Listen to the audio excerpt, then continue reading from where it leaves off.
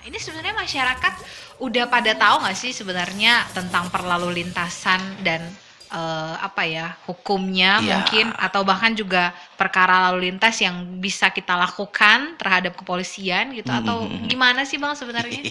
Jadi Aha. hukum ini kan bersifat absolut, Jess. Mm-mm. Bersifat absolut. Ketika ditanya masyarakat tahu nggak undang-undang lalu lintas, sebagian besar mayoritas saya boleh jamin tidak tahu. Oh ya. Undang-undang nomor berapa, Heeh. ada pemberlakuan sanksi, Mm-mm. berapa nominalnya, sanksi pidana kurungannya, tidak Mhm. akan tahu. Mhm. Jadi hukum ini ketika sejak disahkan, Mhm. ya setelah sebelumnya ada pembahasan dari rancangan menjadi sebuah undang-undang yang harus diberlakukan, Mhm. dan kemudian setelah itu disosialisasikan ke Mhm. masyarakat, Mhm. lalu mau tidak mau tahu masyarakat harus Harus. dianggap tahu Oh, dan menjalankannya. dan wajib mematuhinya. Dan Hmm. aparat penegak hukum harus wajib mengimplementasikan dalam pelaksanaan undang-undang itu tersendiri. Ya, Hmm. jadi itu sifat Ya, ya, absolutnya. ya, ya, ya. Ketika ada yang melanggar Mhm. terhadap hukum yang telah dibentuk, Mhm. diberlakukan, Ya. mau tidak mau, tahu tidak tahu, wajib diberlakukan. Apabila dia melanggar, ada sanksi tegas terhadap Oh, dirinya. jadi nggak bisa punya alibi. Aku kan nggak tahu, jadi Nggak aku ada nggak mau. alasan. Nggak boleh ya. Jadi contohnya kita pergi ke Iya, iya, iya. jalan raya, Mhm. menggunakan sepeda motor lah misalnya ya, Mhm. Oke. tak mengenakan helm, Mhm. masuk ke jalan protokol, Mhm. misal ya, kan Mhm. Polantas banyak di sana, Iya, gitu. iya, iya. Tertangkap, Mhm. diberhentikan, Pak, gitu. Harusnya jangan ditanya lagi, Bapak tahu kesalahannya gitu kan. Mhm. Kadang pihak kepolisian Polantas itu kan sering menanya, Mhm. Bapak tahu kesalahannya gitu, untuk Mhm. menguji sejauh mana Kalau saya ada ditanya gitu saya merasa. bilang nggak tahu. Ya, jadi kalau orang yang pergi dari rumah sudah melamun, banyak Heeh. masalah, kan kita tidak Iya, tahu, iya, kadang iya. lupa. Oh iya, iya, iya, Kadang iya. lupa dia memakai helm, Mhm. kadang dia lupa membawa STNK SIM gitu Iya kan. sih, benar-benar. Mhm. Bapak tidak mengenakan helm, Mhm. Bapak melanggar lalu lintas ini, Bapak begini, gitu. Mhm. Jangan ditanya lagi ada masalah apa Pak, kok lupa gitu kan. Jadi yang paling penting itu adalah Polantas ketika menertibkan Mhm. Mhm. pengendara, baik mobil ya roda 4 ataupun roda 2, Mhm. atau kendaraan-kendaraan yang ditentukan, Mhm. itu harus senyum, sapa, dan salam. 3S itu ya? 3S. Oh. Jadi wajib senyum, Iya, ya iya, hormat iya. dulu kan. Iya, iya. Selamat pagi Pak. Iya sih sering saya sih, "Selamat pagi Bu, Harus selamat dia. pagi Pak," Jadi gitu. kalau dia tidak memberlakukan itu, Mhm. sebenarnya SOP sudah dilanggar. Oh itu SOP mereka itu Iya, ya, si SOP-nya 3S itu ya? senyum, sapa, dan salam. Oh. Ketika dia menyetop Mhm. dan memberhentikan misal dengan cara yang tidak baik, tidak Mhm. sopan, tidak Mhm. senyum dan tidak sapa dan tidak salam, Mhm. sehingga itu termasuk bagian dari pelanggaran SOP. Begitu. Mmm. Jadi dia selalu Polantas memberlakukan itu terlebih dahulu. Seharusnya. Memang semuanya begitu. Kalau saya lihat begitu. Oh iya, iya. Saya kadang Saya tidak. nggak pernah dapat senyuman tuh dari bapak-bapak Polantas.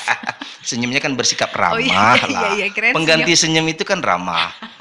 Yang Oke, jelas dia oke, oke, oke. menghadirkan kesejukan. Saya juga Iya, iya. mengajar etika Iya dan ya? hukum profesi. Baik, Ya, dari baik. 2008 sampai saat ini saya Mhm. mengajar etika dan hukum profesi, gitu ya. Mhm. Artinya ketika profesi itu sebagai aparat penegak hukum di dalam pelaksanaan tugas dan fungsinya sebagai profesi yang dia tekuni itu, Mhm. dia harus kedepankan itu sebenarnya. Saya Mmm. sebagai pengacara juga demikian. Itu Nah, si Polantas juga demikian, polisi semua juga pekerjaan demikian. ya saya rasa ya? Apalagi yang sifatnya pelayan, betul Jess. Apalagi Mmm. sifatnya jasa, Pelayanan publik ya? pelayan publik. Di Iya, iya, iya, pemerintahan iya. juga harus Di demikian. kejaksaan ya? Jasa harus demikian, kan sudah ada Oh. PTSP itu. Baik, baik, baik. PTSP itu semua masing-masing di lembaga-lembaga peradilan, lembaga Mhm. penegak hukum lah, Mhm. kejaksaan itu sudah ada PTSP, Mmm. tempat pelayanan terpadu satu pintu. Mhm. Segala prosedur itu sudah tertata dengan baik. Ya, begitu juga dengan pihak kepolisian juga sudah ada PTSP-nya. Mhm. Dan termasuk polisi ketika di dalam mengimplementasikan tugas dan fungsinya di jalan raya, Polantas ya Mhm. juga harus mengedepankan senyum, sapa, salam ketika ada pelanggar lalu lintas yang melanggar terhadap ketentuan yang diatur di dalam undang-undang lalu lintas dan Nah. jalan raya. Undang-undang nomor berapa itu, Bah? Nah iya, kita nggak pernah tahu loh. Ya, mana ada yang tahu. Jadi Heeh. hari ini mudah-mudahan tahu. Yeay. Dan sebagian sebenarnya sudah ada yang tahu tentang ketentuan ini. Mhm. Cuma secara dia menghafal ketika dia begini, ini termasuk pasal berapa yang dia lakukan gitu. Dia langgar begitu kan, ketika tidak bawa helm berapa yang ketentuan sanksi pidananya, begitu kan. Nah, Undang-Undang Lalu Lintas dan Jalan Raya ini diatur dalam Undang-Undang Nomor 22 Tahun 2009. Ya, itu tentang lalu lintas dan angkutan jalan, ya. Lalu lintas dan angkutan jalan atau yang disingkat dengan LLAJ, ya, kan gitu ya. Sering ada terdengar LLAJ. Bahkan Lalu ada lintas dan forumnya jalan ya, raya. LLAJ ini ya. Iya, betul. Jadi Undang-Undang 22 tahun 2009 ini itu mengatur banyak tentang ketentuan-ketentuan, ya, yang kerap ini umumnya dilakukan pelanggaran oleh masyarakat yang menggunakan kendaraan bermotor, baik roda 2 ataupun roda 4. Nah, sebenarnya kan tujuan dari hadirnya undang-undang ini adalah sebagai bentuk kegiatan gerak pindah kendaraan, ya, agar kita merasa tertib, agar kita merasa nyaman dalam memanfaatkan jalur lalu lintas. Kemudian kita juga merasa ketenangan. Ya, kita kalau melihat ada jalan raya yang begitu tenang dalam lalu lintasnya, begitu kan, sejuk gitu kita bawaannya. Iya dong. Belum lagi lampu traffic light warna hijau menyala, masih kuning atau apa, itu sudah klakson-klakson. Jadi kan ada suasana sejuk itu. Saya ada pergi sebuah daerah, sebuah kota di provinsi di salah satu Sumatera ini. Itu belum lagi hijau gitu ya, sudah klakson-klakson traffic lainnya. Jadi kan suasana itu yang membuat tidak nyaman, begitu kan. Heboh banget ya. Ya, di India saya lihat itu dalam penertiban lalu lintas, apabila belum menyala lampu hijau sudah mengklakson, si pengklakson itu sudah diberikan sanksi denda itu. Oh iya? Begitu pengaturannya. Jadi kalau di Pekanbaru misalkan belum lampu hijau sudah klakson-klakson gitu kan. Saya pernah sih melakukannya, jujur. Iya, tapi itu secara etika dalam berlalu lintas itu kurang Tidak tepat. benar, Nah, iya. kenapa? Kan orang yang di depan merasa terganggu gitu kan, merasa betul. terganggu. Kadang ada satu sisi juga manfaatnya. Ketika sudah lampu hijau yang di depan tidak jalan, sedang berhandphone kah? Iya, itu Dia paling sering melamun tuh, kah, Bang. gitu kan? Atau dia sedang ngobrol. nggak ngelihat lampu karena Atau dia dia tidak berhenti di depan, Bang. Berhenti di melewati marka. Betul. Sebenarnya secara ketentuan itu juga termasuk bagian dari pelanggaran lalu lintas. Iya. Nah, kemudian kita bisa dengan hadirnya Undang-Undang Nomor 22 Tahun 2009 tentang lalu lintas dan angkutan jalan ini juga memberikan rasa ingin tertib di dalam berlalu lintas, ya. Dengan hadirnya pihak kepolisian, pihak Polantas itu sebagai orang yang, ya, sosoknya, ya, sosok pihak kepolisian yang bertanggung jawab terhadap penerapan dari sanksi yang diatur dalam Undang-Undang Nomor 22 Tahun 2009. Ya, sebenarnya juga bekerja sama dengan Dinas Perhubungan, kan demikian. Eksekutornya yang untuk bisa menindak itu adalah Polantas, gitu ya, secara eksekutor.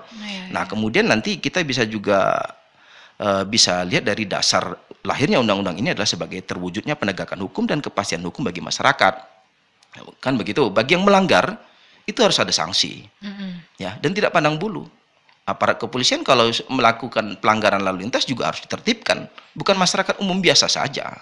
Nah, itu yang kepastian hukum itu demikian. Itu dasar dari lahirnya undang-undang ini, ya, ingin terwujudnya suatu rasa kepastian hukum bagi masyarakat. Nah, bagaimana ketika tidak ada rasa kepastian hukum di dalam penerapan Undang-Undang Nomor 22 Tahun 2009 ini? Nah, secara otomatis kan begitu. ya. Orang yang melanggar ya tidak akan ada diberikan sanksi. Akan semrawut itu jalan di mana-mana. Nah, traffic light itu, rambu-rambu lintas itu kan sebenarnya sebagai pengganti ketika Polantas itu tidak berada di jalan raya. Nah, ya, dengan rambu-rambu yang kita patuhi itu sebagai bentuk pengganti dari arahan-arahan Polantas yang dibentukkan dalam bentuk gambar kah, visual, dalam bentuk Marka, ya, tanda. dalam bentuk tanda-tanda begitu ya, tanda-tanda peraturan lalu lintas itu, ya, traffic light, ada tanda hati-hati, ada persimpangan, jangan melewati marka, kemudian ada terlihat ini penyeberangan jalan, kan begitu. Nah, itu yang menjadi dasar agar kita bisa ikut tertib di dalam berlalu lintas dan ada kepastian hukum bagi yang melanggar. Nah, begitu bagi kepastian hukum. Terhadap kepastian hukum ini sebenarnya yang paling penting. Ketika tidak diterapkan nilai kecepatan kendaraannya, tidak diatur, lalu ada kecelakaan. Ketika tidak ada aturan tentang bagaimana minimal kecepatan di jalan, ya, terutama protokol, di dalam kota, ya. Terutama di jalan protokol. Protokol. Ketika ada kecelakaan, sebenarnya orang yang melanggar karena tidak memiliki dasar hukum, ya, kekosongan peraturan atau kekosongan hukum, bagi yang dengan kecepatan mengakibatkan kecelakaan lalu mati si korban kecelakaan, ketika kekosongan peraturan dan hukum, ya tidak ada sanksi terhadap dirinya. Makanya ini untuk kepastian hukum, agar ada rasa nyaman bagi si pengguna jalan, pemanfaatan jalan, dan bagi masyarakat yang secara luas, yang secara tidak langsung juga memanfaatkan fasilitas-fasilitas jalan raya itu atau jalan umum gitu ya. Nah, itu paling mendasar di dalam ketentuan Undang-Undang Nomor 22 Tahun 2009 tentang lalu lintas dan apa tadi? LLAJ. Dan angkutan jalan. Lalu lintas angkutan jalan ya. Ya, ketika ditanya undang-undangnya apa? Ini adalah sebagai dasar hukum, yaitu adalah Undang-Undang Nomor 22 Tahun 2009. Dan di dalamnya banyak pasal itu, Jesse. Ribuan ya? Ya, ratusan pasal yang diatur adalah tentang bagaimana ketertiban dan keamanan di jalan raya. Termasuk ada sanksi-sanksi. Sanksinya ini ya beragam. Yang umumnya yang nanti kita akan bahas pasal ya. Sekelumit pasal-pasal di antara dari Undang-Undang Nomor 22 Tahun 2009 ini yang umumnya sering dilanggar oleh masyarakat lah. Tapi rata-rata sanksinya administrasi ya, Bang ya? Sanksinya itu karena merupakan ini adalah tindak pidana ringan. Nah, kita dulu pernah membahas tindak pidana ringan ya, tipiring. Betul. Itu denda dan berupa sanksi kurungan penjara. Oh, jadi sanksi kurungan tidak lebih dari 6 bulan. Kalau terhadap pelanggaran lalu lintas ya yang diatur dalam Undang-Undang Nomor 22 Tahun 2009. Ada dua bentuknya, kurungan ya dan denda. Nah, itu merupakan sanksi pokok pidana. Ya, seperti yang kita bahas minggu lalu kan berupa sanksi pidana mati dan hukuman seumur hidup. Itu kan merupakan sanksi dalam penerapan hukum pidana yang diatur dalam pasal 10 Kitab Undang-Undang Hukum Pidana. Ya, begitu kan? Jadi di dalam sanksi-sanksi dalam KUHP itu termasuk adalah denda dan kurungan dan penjara, gitu ya. Nah, begitu. Jadi itulah sekelumit tentang Undang-Undang Nomor 22 Tahun 2009 tentang lalu lintas dan angkutan jalan. Tadi Bang Pari mengatakan bahwa undang-undang lalu lintas ini tercantum di Undang-Undang Nomor 22 Tahun 2009 ya, tentang lalu lintas dan angkutan jalan. Baiklah, yang sifatnya adalah absolut. Jadi kalau misalnya Anda merasa nggak tahu pun tetap harus mematuhi ya. Begitulah. Dasar hukum kita kan berdasarkan undang-undang untuk dalam penegakan hukumnya kan. Jadi ketika sudah dilahirkan, diterbitkan, mau tidak mau, ketika kita diberikan sanksi atas itu, ya kita wajib patuhi. Nah, begitu. Itu dasar hukum kita. Jadi kalau tidak ada undang-undang ini, semeraut lah Pekanbaru nih, Jess. Iya. Tapi sudah menarik sekarang. Apa tuh? Ya, kita kan sudah dibantu dengan adanya kamera-kamera pemantau bagi pelanggar-pelanggar lalu lintas kan. Iya. Jadi mengurangi kinerja Polantas, mungkin bisa fokus kepada di daerah-daerah lain yang tidak memiliki kamera CCTV untuk pemantau tilang elektronik gitu kan. Tapi nanti kita akan bahas itu di segmen terakhir. Sebelumnya saya ingin angkat dulu Bang Parlindungan satu telepon dari mitra kota kita. Halo Barabas, selamat pagi. Pagi juga. Bang Parlindungan ya? Iya benar Pak. Pak Silitonga, apa kabar Pak? Kabar baik, sehat. Iya Pak Silitonga. Agak jauh suaranya. Bisa didekatkan Pak ke mikrofonnya? Saya di dalam mobil sih. Iya. Baiklah, pantas. Siap. Silakan Pak Silitonga, apa yang mau ditanyakan nih? Saya mau tanya nih Bang. Iya. Pelanggaran lalu lintas nih ya. Nah, ini ada beberapa yang mau saya tanya. Yang pertama itu ketika PJR ya. Ya. PJR ini kan fungsinya memantau situasi jalanan Bang ya. Betul ya. Patroli jalan raya. Namanya aja udah PJR. Patroli lah dia kerjanya ya Pak. Iya. Tapi sering kerap kita lihat PJR ini melakukan razia di beberapa tempat yang tersembunyi gitulah. Yang jauh dari pantauan CCTV. Iya. Terlebih di lintas-lintas itu, Pak. Iya. Apakah itu termasuk pelanggaran atau gimana gitu? Pelanggaran terhadap institusi PJR-nya gitu ya? Itu yang menindak seperti ini siapa Bang gitu kan? Iya. Kita kan sebagai masyarakat kan ingin mengetahui juga.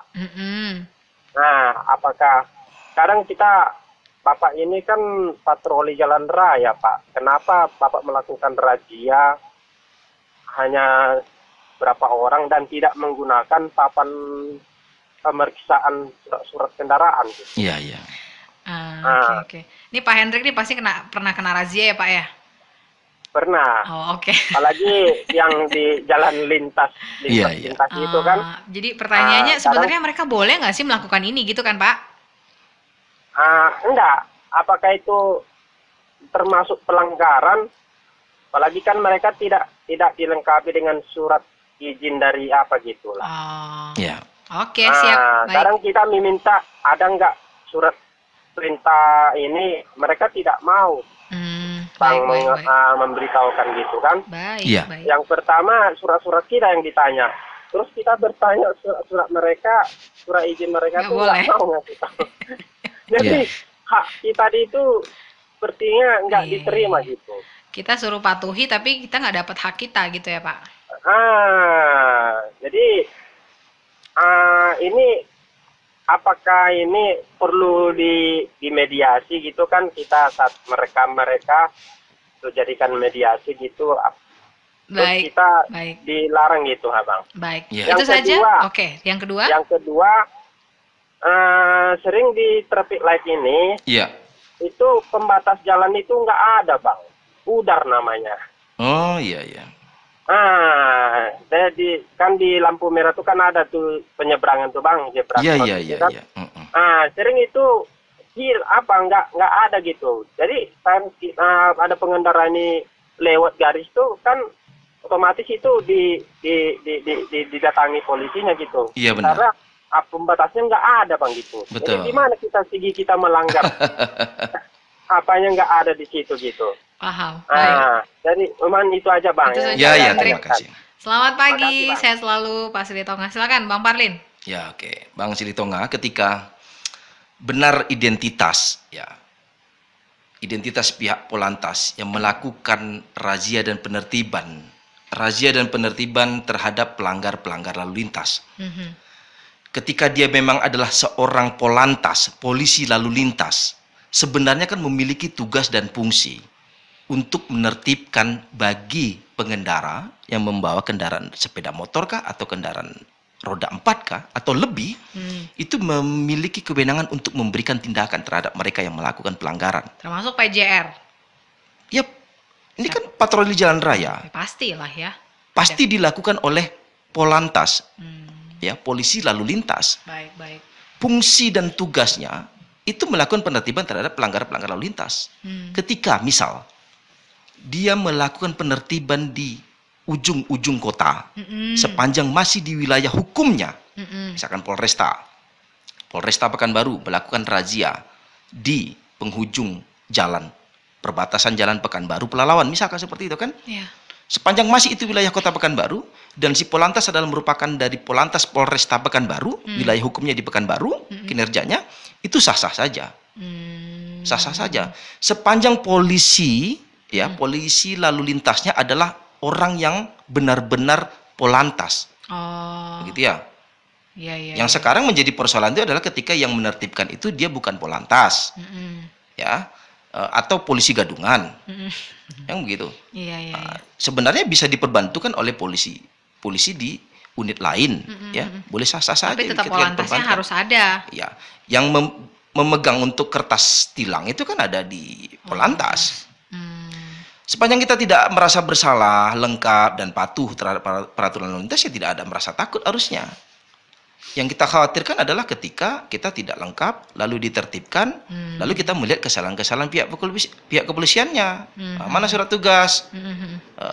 Lalu apa dasar di dalam penertiban? Ini kan kadang kerap begitu kan, untuk melihat kesalahan gitu.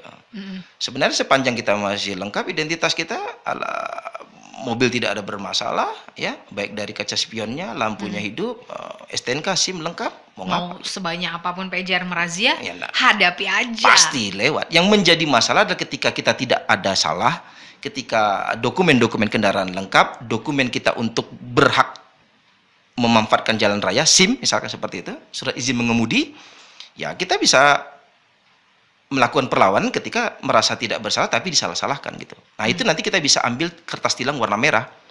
Kertas tilang warna merah itu kita ambil, kan itu nanti sidang di pengadilan. Lalu kita bisa sampaikan sanggahan terhadap atas tuduhan kesalahan yang dilakukan, ya. Apakah kita merasa bersalah atau tidak, di batas pengakuan di sana. Oh, kita merasa bersalah, ditilanglah. diberlakukan sanksi. Terus kalau Apakah denda ataupun kurungan. Kan begitu. kalau kita ngerasa bersalah, Kalau nggak merasa bersalah, kalau mau memilih untuk ya tetap bersidang, kita ambil tetap kertas merahnya. Tapi kalau kita ingin memilih pembayaran tilang, pembayaran secara langsung, misal kita orang Sumatera Barat kena tilang di Pekanbaru, nah, kita bisa ajukan tilang titipan. Apakah kita mengambil kertas birunya, ambil kertas biru, kita bayar di rekening bank yang ditunjuk. Nah begitu. Jadi itu persoalan sebenarnya. Ketika merasa tidak bersalah, kita nggak usah merasa takut tentang itu. Ada razia. Itu tugas dan wewenangnya. Ya. Yang kedua adalah terkait dengan marka, ya, garis-garis putih yang di jalan. Itu kan ada beberapa bentuk itu kan.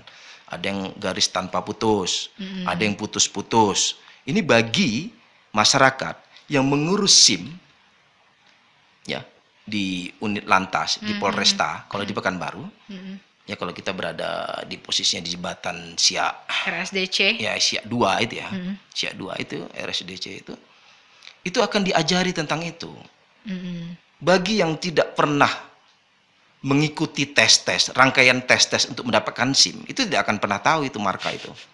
Marka jalan terputus-putus, lalu kemudian yang tidak terputus. Kemudian bagaimana cara memanfaatkan jalan ketika di posisi begini. Bolehkah kita memotong di posisi tikungan, begitu kan? Dari marka jalan itu, dari garis-garis itu yang menandakan kita tidak boleh memotong, menandakan kita boleh memotong, dan menandakan di mana kita berhenti. Kalau garisnya panjang nggak putus-putus berarti nggak boleh Tidak boleh motong. memotong. Itu biasanya umumnya di tikungan, ya di tikungan tak boleh memotong. Makanya kerap terjadi kecelakaan itu kan pas di tikungan, kadang.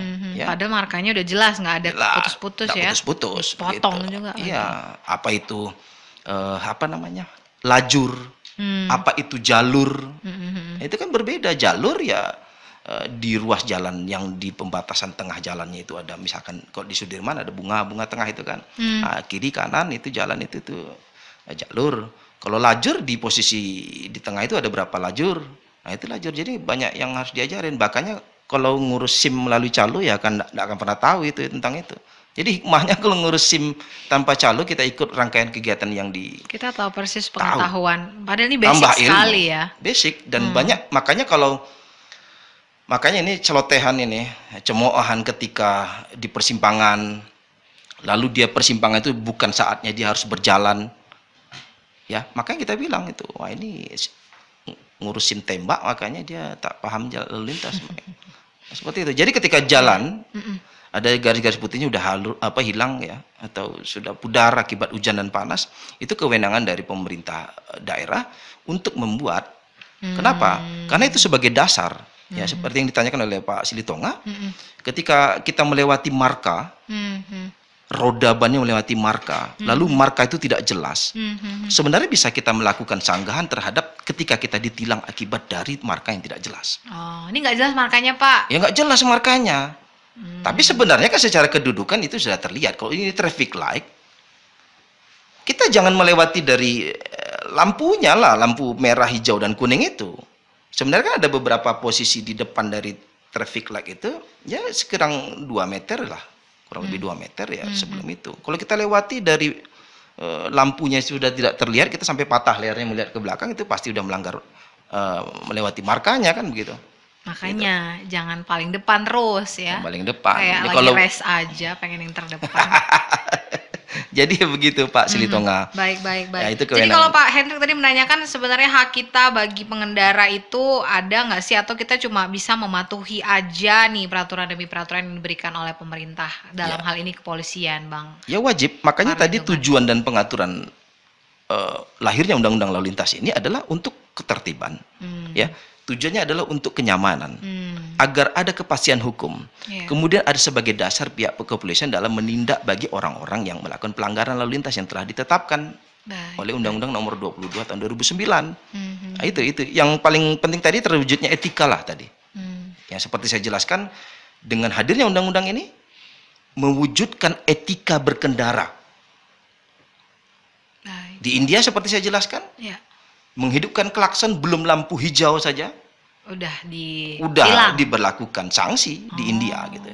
Di bangsa kita belum Kalau di itu. sini berapa banyak tuh yang ditilang ya? Makanya menghidupkan klakson itu karena tidak diberlakukan sanksi terhadap mereka yang memberlakukan klakson tanpa lampu hijau terlebih dahulu, itu ada.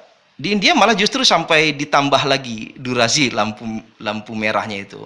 Ketika klakson banyak, semakin panjang dia. Sehingga tak ada kesempatan dia untuk lewat. Makanya didiamin saja nanti. Makanya yang paling depan kesadarannya paling penting. Kesadarannya itu. Baik. Kalau sanksi begini, Jess, kita bisa melihat sanksi-sanksi yang umum ya. Sanksi-sanksi yang umum itu pertama kita bisa lihat di pasal 284 Undang-Undang Nomor 22 Tahun 2009 tentang lalu lintas dan angkutan jalan. Pasal 284 ini mengendarai kendaraan di atas trotoar. Ya. Sanksinya itu bisa denda Rp500.000 atau penjara kurungan ya, paling lama 2 bulan lamanya. Oke. Contoh, ingin cepat, sepeda motor memanfaatkan trotoar, dia potong itu kan. Padahal trotoar Manjat itu kan ya. kepentingan untuk pejalan kaki, Betul. tidak untuk berjualan. Nah, Kadang-kadang iya juga. pedagang-pedagang ini memanfaatkan trotoar untuk berjualan, berdagang itu kan. Di mana ada nampak lahan kosong, disitulah kedai dibangun gitu kan. Iya. Tapi yang menjadi masalah ketika sebulan 2 bulan dibiarkan, setahun 2 tahun dibiarkan, dia menganggap itu Ya tempat udah lahan punya pencariannya dan tidak pernah dilarang selama ini gitu kan. Sebagai pembela, makanya pada saat dia akan berjualan langsung tertibkan. Begitu juga dengan pengendara sepeda motor.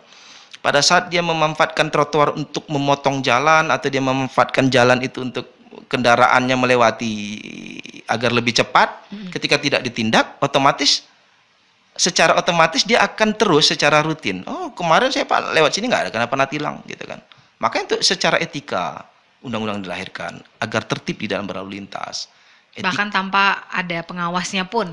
Ya begitu. Tanpa harus ada pengawasnya. Makanya ternyata di dalam Undang-Undang Nomor 22 Tahun 2009 mengatur itu. Ya, jangan sekali kamu Jess nanti lewat trotoar naik motormu kan. Ini kan jalan umum juga ini Pak gitu kan. Saya bayar pajak. Kadang masyarakat kerap menyampaikan gitu, saya bayar pajak Pak gitu. Tapi tidak jalan trotoar juga. Gitu kan. Ada sebuah kota yang selalu memanfaatkan trotoar itu. Bahkan ada jembatan penyeberangan orang itu untuk dia sepeda motor naik dan ada suatu daerah itu kan. Jadi tutup aja jalan itu biar dia suruh mundur lagi. Dia kalau mutar kan udah nggak bisa lagi kan, karena sempit jalan penyeberangan jalan itu kan, jembatan. Akhirnya dia Dia naik lah. mundur sampai ada penurunan begitu kan, dia gimana mau mundur. Makanya jangan penyalahan pemanfaatan jalan-jalan trotoar, jembatan penyeberangan untuk kepentingan jalan umum, khusus jalan pengendaraan ya, kendaraan gitu. Itu kalau khusus untuk pejalan kaki, khusus pejalan kaki. Itu umum lah, pasti orang udah tahu sebenarnya. Tapi tetap aja ada yang langgar. Tetap aja ada yang langgar. Dan alasannya kenapa dia melanggar, karena tak ada polisi katanya. Kalau ada polisi baru nggak langgar itu kan. Baik. Kemudian ketika tidak memakai helm, ya. Tak mengenakan helm. Paling sering ini ya. Ya, itu bisa dilihat di pasal 291. Ya, 291 di Undang-Undang Nomor 22 Tahun 2009. Ya, itu bisa diberikan sanksi bagi mereka itulah 250.000 ya, dendanya, atau bisa di kurungan penjara 1 bulan. Ya, kita bisa lihat itu sering terjadi. Tak mengenakan helm standar SNI sekalipun, standar nasional Indonesia, ada sanksinya. Sebenarnya tanpa mengenakan helm yang berstandar nasional Indonesia sama saja tak mengenakan helm. Oh iya? Iya, jadi makanya harus ada nilai standar itu. Ya, misalkan kecelakaan jatuh, kepalanya terbentur dengan trotoar. Kalau yang tidak ber-SNI secara otomatis tidak melindungi kepalanya secara baik. Kalau SNI sudah ada standar nilainya yang ditentukan, itu akan mudah-mudahan terlindungi. Sebaik apapun helm, SNI, semahal apapun helm, tapi kalau tidak diklik gitu kan, diikatkan di bawah dagu, tetap saja dia lepas, nanti bisa saja kepala terbentur. Sebagian besar kecelakaan sepeda motor, ketika terbentur kepalanya dengan aspal, itu mengakibatkan pendarahan dan mengakibatkan mati. Pendarahan otak atau keluar darah dari telinga dan hidung, dari kepala gitu, itu mengakibatkan dia mati.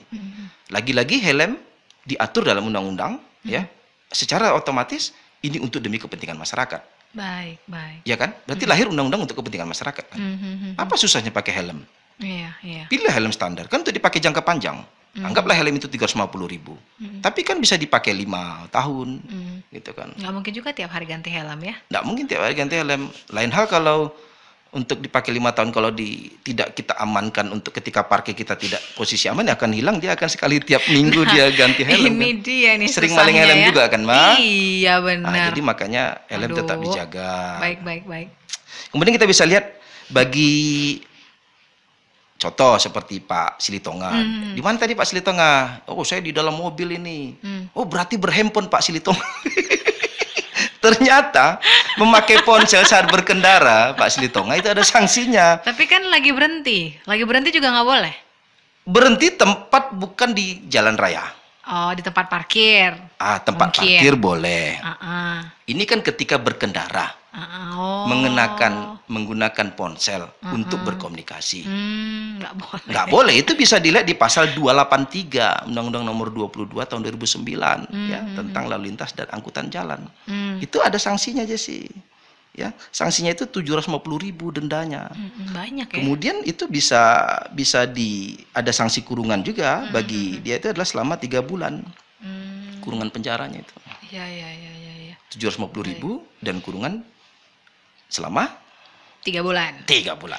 Jadi apapun judulnya, kalau sedang berkendara, entah dia lagi minggir, lagi menepi gitu, tetap aja dalam mobil nggak boleh ya? Ya, jangan di jalan raya. Karena ketika jalan raya berhenti di tempat posisi yang dilarang berhenti, dilarang parkir, tetap saja melanggar lalu lintas. Rambu-rambu itu kan dilahirkan, dipasang, itu kan sebagai pengganti polantas bertugas. Iya, nggak mungkin juga di tiap titik mereka Tiap titik berdiri di sini gitu tidak boleh berhenti, polisi diutus gitu kan. Kan keterbatasan tenaga kepolisian, jadi itu secara tidak langsung membantu. Betul. Makanya kenapa demikian? Berkendaraan sambil mengenakan handphone, Ya. sambil bertelepon, itu dipastikan kurang fokus. Pastikan kurang fokus. Ya. Saya lihat kalau saya mau memotong jalan gitu kan, ini kok mobil ini lambat jalannya, lalu chattingan. ada garis-garis di jalan raya itu ya, di jalan itu, apakah di ruas kiri atau kanan? kiri kanan, itu dia di posisi di tengah jalan, itu di tengah jalan, garis-garis itu ditengahinya begitu. Dia tidak di tengah, tidak di pinggir, dan tidak di sebelah kanan misal begitu ya. Paham. Ini kok oleng-oleng, ini pasti berhandphone. Saya pastikan dia berhandphone nih. Saya pas memotong, saya lihat dia yang benar berhandphone. Berarti menandakan kalau berkendara sambil berhandphone tidak fokus, mengakibatkan kecelakaan. Apalagi melihat ada WA kan, 1 detik 2 detik saja ketika kecepatannya 100, itu kita nggak tahu kan berapa meter ke depan itu jaraknya sudah bisa muncul kecelakaan itu. 100 loh, lari 100 km per jam. Bisa lari ke kiri, nabrak pohon, bisa nabrak mobil kendaraan, atau ada tempat penyeberangan orang. Gitu. Ketika ada penyeberangan, orang mau nyebrang, diprioritaskan orang menyeberang. Ketika ada memang zebra cross di sana ya, Bang Sebenarnya ya? zebra cross diprioritaskan bagi si penyeberang. Yang ada sekarang terjadi malah yang pejalan kakinya yang takut-takut nih. Takut, tapi makanya Soalnya nggak ada pejalan yang kaki ngalah. juga harus hati-hati, Jess. Kenapa? Ya, lihat kiri kanan, ya, kiri kanan. Ya, walaupun arusnya, ruas jalannya adalah untuk satu jalur, tetap kiri kanan juga? tetap kiri kanan, perhatikan. Oh gitu. Nah, bagi pengendara, ya kita pada saat saya ngurus SIM saya kan melalui ketentuan itu. Nggak pakai tembak, saya nggak pakai calo. No calo-calo lah. Jadi ada ketika pokoknya. ada anak-anak di tepi jalan, itu harus kita lebih ekstra hati-hati. Jadi ada pertanyaan itu dalam ujian teorinya itu dan praktik itu. Ketika ada anak-anak di tepi jalan rame-rame, lalu ada perhatikan kendaraan yang lalu lalang, lebih prioritaskan kemana? Ke anak-anak itu. Anak-anak kan dia tidak paham itu kan. Bisa saja dia sambil berlari berdorong-dorong sama kawannya, kita sedang berkendara bisa saja menjadi sasaran untuk kecelakaan, menjadi korban kecelakaan si anak-anak itu. Maka biasanya kalau di lingkungan sekolah itu banyak polisi tidur ya, Bang ya, biasanya ya. Kalau depan sekolah dikasih banyak rambu-rambu jalur lah pokoknya. dikasih ruas jalan itu ditandai garis-garis merah kan. Menandakan ini zona anak-anak, ya berbahaya, atau zona apa yang menandakan ini harus ekstra hati-hati. Jadi kita nggak boleh kecepatannya sama dengan yang jalan biasa gitu ya? Ya betul. Jadi makna dari jalan itu kan ketika ada ruas marka jalan berwarna putih apa tandanya, warna merah apa, kuning apa gitu kan. Ada artinya semua. Ada yang kuning, yang yellow apa tuh? Yellow box junction. Ya, yellow box junction itu. Jadi ketika lampu padam itu kan tidak boleh melebihi dari garis yellow itu kan. Nah, itu ada maknanya. Semuanya ada maknanya. Nah, jadi bagi masyarakat yang ingin ngurus SIM, ikutlah secara ketentuan, jangan tembak. Biar atau tahu persis. Biar tahu Aturan-aturannya. Nah, kemudian kita masuk lagi sanksinya, Jesse. Boleh. Ketika tanpa ada kita mengenakan sepeda motor atau kendaraan mobil kita ya, roda 4 atau lebih dari roda 4 itu tanpa mengenakan nomor kendaraan bermotor atau TNKB. Itu ada sanksinya. Ya, tanpa mengenakan TNKB. Itu ada sanksi. Plat ya, maksudnya ya, plat, ini ya. nomor itu. Orang bilangnya BM gitu kan. Enggak pakai BM, bukan BM. Itu kode wilayah. Jadi plat itu. Plat mobil, plat motor gitu atau ya. dia mengenakan palsu gitu kan. Tidak mengenakan atau dia mengenakan TNKB palsu. Itu bisa disanksi pidana, penjara 2 bulan atau sanksi dendanya dikenai Rp500.000. Begitu juga dengan SIM. Kalau SIM itu dendanya 1 juta. Dan penjara bisa saja 4 bulan paling lama. Harus menggunakan itu. Kalau tidak mengenakan plat, tidak membawa SIM, tidak membawakan STNK, bisa saja motor atau mobil yang dikendarain oleh si pengendara itu dibawa atau sebagai jaminan pihak kepolisian untuk menyatakan kesungguhan bagaimana terbukti bahwasanya ini kendaraan adalah milik si pengendara. Karena bukti kepemilikannya nggak ada. Nggak ada bukti kepemilikannya. Sampai bisa dibuktikan, baru mobil atau motor itu bisa diambil kembali. Makanya ada ditahan kan kendaraan itu di Polantas, di Polresta, begitu ya. Mau bawa kendaraannya. Ketika polisi memiliki kewenangan itu, sepanjang kita tidak bisa membuktikan kendaraan itu adalah milik kita. Bisa saja kan dia habis maling motor, ya dia bawa di tengah jalan, tertangkap. Secara tidak langsung kan udah melindungi si pemilik motor aslinya. Untuk sepanjang dia tidak bisa membuktikan itu ada kendaraan miliknya, ya makanya bisa ada penahanan dan dibuktikan siapa sebenarnya pemilikan itu. Saat mau ditebus, saat mau diambil gitu ya. BPKB-nya atau ada cara-cara lain yang bisa dibuktikan gitu. Siap.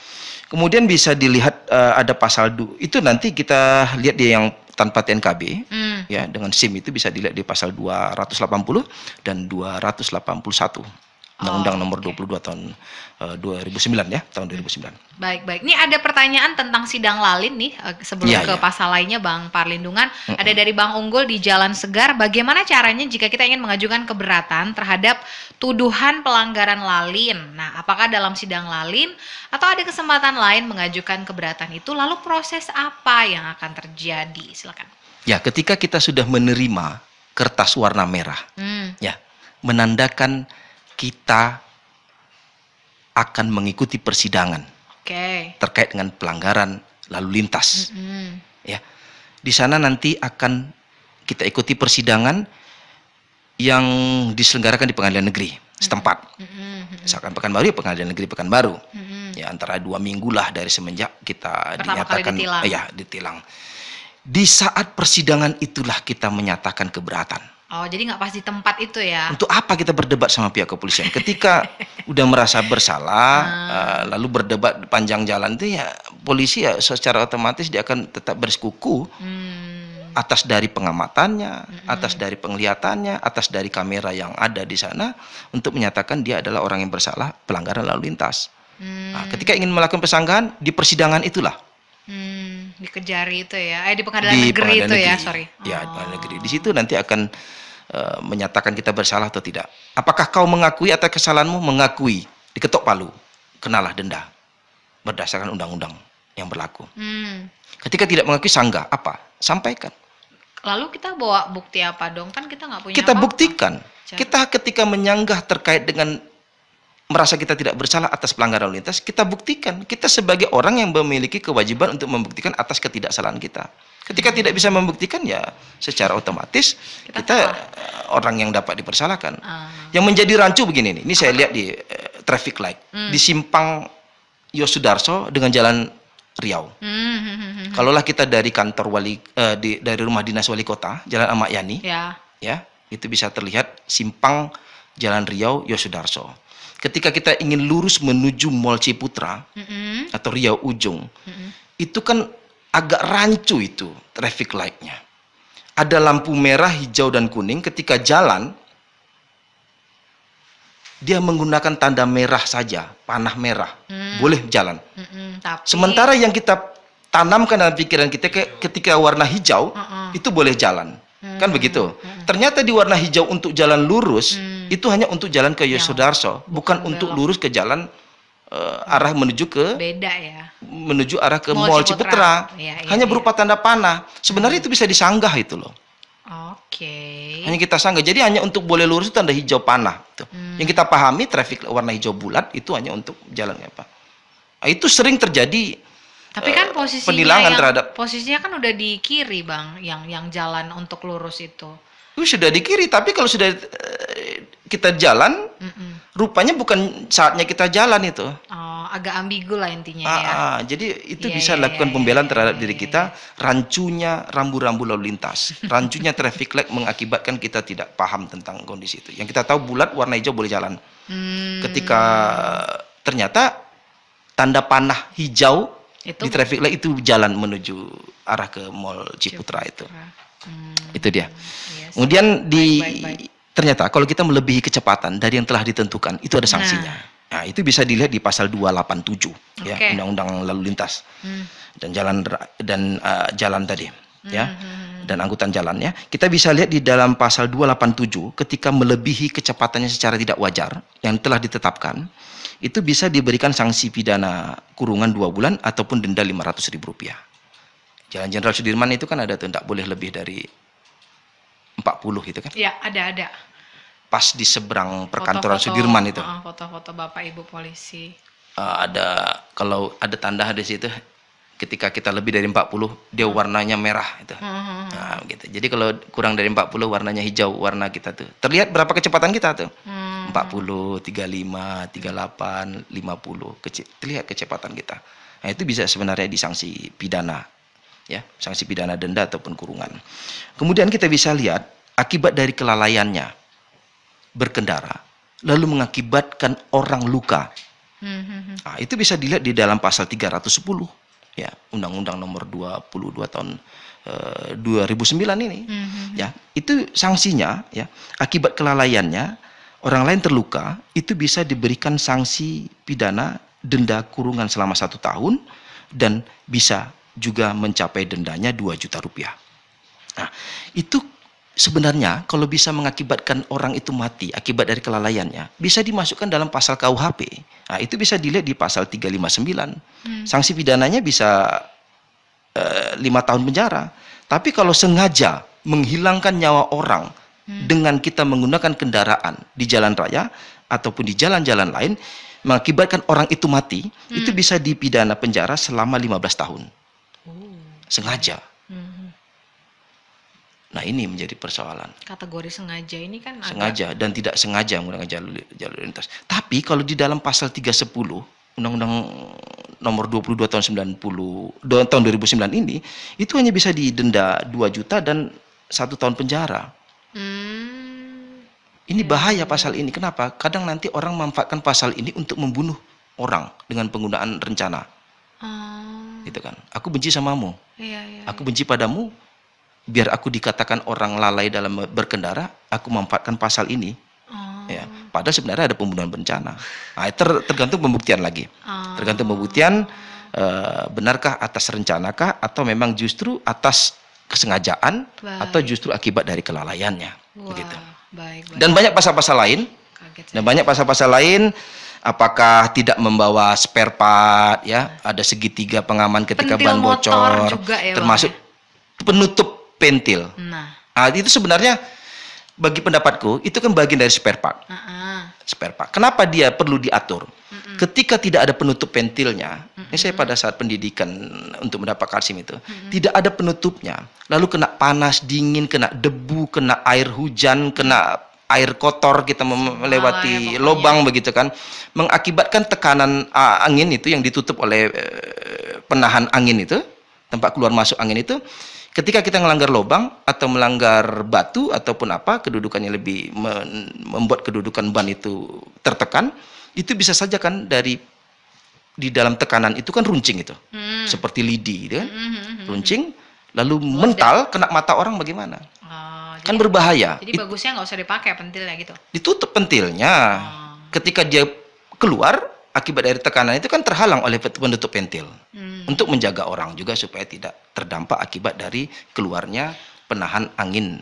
Jadi sebenarnya spare part kita tuh dibuat di pabrikan itu udah sangat standar untuk keselamatan ya. Ya. Termasuk kaca spion, ya, termasuk lampu sen kiri dan kanan. Jadi nggak perlu lah direhab-rehab lagi. Nggak gitu usah. Ya, Bang, ya? Itu ada pengaturannya akibat dari tidak mengenakan spare part itu, ya, lampu besar, lampu sen kiri kanan, lampu rem gitu kan. Ada denda tilangnya. Itu ada di pasal 287. Bisa dilihat di pasal 285 itu. Jesse. Itu bisa diberikan sanksi Rp250.000 dendanya dan penjara 1 bulan. Tak mengenakan lampu, tak mengenakan spion, tak ada sen kiri dan kanan. Itu penting. Jadi itu harus lengkap. Makanya sebelum berkendara diperiksa dulu semuanya. Keliling dulu, lihat lampu sen hidup dan lain-lainnya. Termasuk bensin aki dicek. Nggak lucu ya, bensinnya habis. Iya, jadi pada saat kami tes itu, jadi ada yang komplain dia tidak lulus. Komplain, apakah harus mau berkendara harus begini ribet dulu gitu kan, kata si orang yang calon untuk mendapatkan SIM. Ya iya Pak, gitu kata si penguji. Kalau tidak seperti ini, inilah sering muncul kecelakaan, sering kita mati di tepi jalan. Kalau bagaimana mobil itu mati mendarat di tengah jalan akibat dari akinya yang soak dan lain-lainnya. Otomatis kan akan terjadi kecelakaan beruntun kan. Nah, ini yang berbahaya tuh. Baik. Jadi undang ini dilahirkan untuk kepentingan masyarakat. Itulah hak kita ya sebenarnya. Betul. Kalau tadi Pak Hendrik menanyakan hak, ini ada satu pendapat dari Pak Ajat. Assalamualaikum Pak Palindungan, saya kagum dan bangga kepada petugas Polantas saat pemberhentian pengendara dengan mengucap selamat siang Pak, mohon maaf mengganggu perjalanan, bisa tunjukkan surat dan SIM ya. Jadi Pak Ajat merasa memang sudah dimiliki lah 3S tadi yang di awal Bang Parlindungan mengucapkan ya. Senyum, sapa, salam. Nah anyway Pak Ajat ini mengendarai kendaraan sejak Kapolri Bapak Hugeng katanya gitu. Ya. Insya Allah udah paham dengan rambu-rambu marka jalan. Dengan hadirnya tilang elektronik juga sangat membantu bagi Polantas untuk tidak terlalu banyak rutin aktivitasnya di jalan. Ya, dengan ada kamera CCTV pemantau, dari situ akan terlihat siapa yang dapat dikenakan sanksi akibat dari pelanggaran lalu lintas. Ya, dengan sistem tilang lalu lintas ini yang secara elektronik itu bisa diterima bagi si pengendara yang melakukan kesalahan itu paling lambat 3 hari semenjak dilakukan kesalahan. Ya, jadi dari hasil rekamannya paling lambat 3 hari sudah diterima surat bahwasanya akan kenakan tilang, dan paling lama 15 hari sudah harus dibayarkan. Kalau tidak STNK-nya akan diblokir. Nah, begitu. Jadi paling penting pesan saya, ketika kita menjual kendaraan kita atas nama kita, segera balikkan atas nama si pembeli. Ketika kena tilang elektronik, secara otomatis belum dibalik namakan. Kalau kena tilang secara elektronik, otomatis adalah nama kita si pemilik awal. Gitu. Oke.